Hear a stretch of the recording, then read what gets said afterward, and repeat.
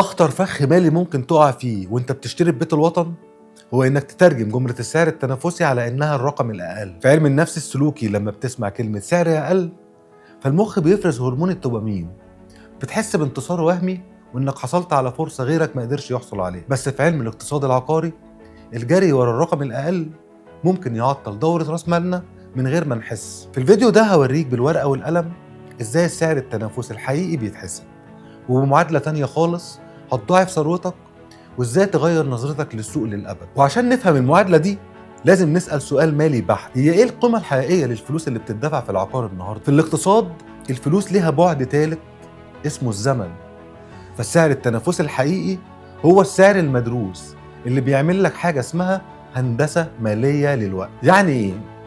يعني السعر العادل بيضمن دورة استثمارية نشطة وسريعة للفلوس اللي بتدفعها، فهتتحول فوراً لقيمة سوقية متصاعدة كل يوم. لكن لو تركيزك كله كان على الرقم الأقل على الورق فأنت بتخاطر بحاجة اسمها تجميد رأس المال. فلوسك هتبقى مركونة في أصل حركته الاستثمارية بطيئة، وفي عالم إدارة الثروات الفلوس البطيئة دي ما بتكسبش. طيب لو فهمنا إن الوقت بفلوس، إزاي السعر المدروس ده هيعظم أرباحك ويحميك من أكبر خسارة خفية في الاستثمار، وهي تكلفة الفرصة البديلة؟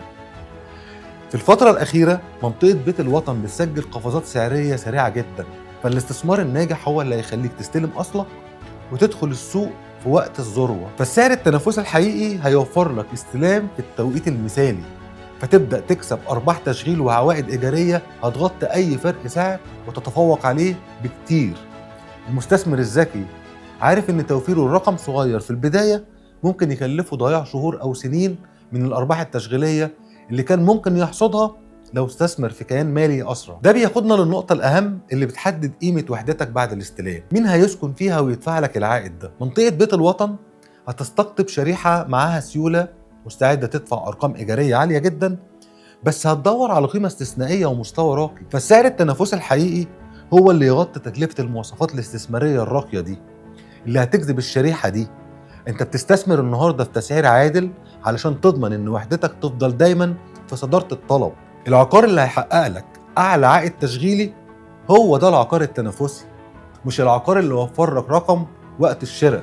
المعادلة كده بقت واضحة: سرعة دوران، تسليم في الذروة، عائد تشغيلي مرتفع. ازاي بقى نحقق المعادلة دي على ارض الواقع؟ الخلاصة ان السعر التنافسي مش هو الارخص، السعر التنافسي هو أعلى قيمة للأصل في أسرع وقت وبأعلى عائد. في البحراوي للتطوير العقاري هنعيد تعريف السعر التنافسي، هنقدم لك تسعير استثماري دقيق مبني على دراسات مالية قوية يضمن لك دورة رأس مال نشطة واستلام في التوقيت المثالي ومواصفات هتجبر السوق يدفع لك أعلى عائد. هدفنا نبني معاك ثروة حقيقية ومستدامة. فلو بتدور على استثمار مالي بيحترم طموحك وبيعظم قيمة فلوسك كل يوم، تواصل معانا، خلينا نحطك على الطريق الصح.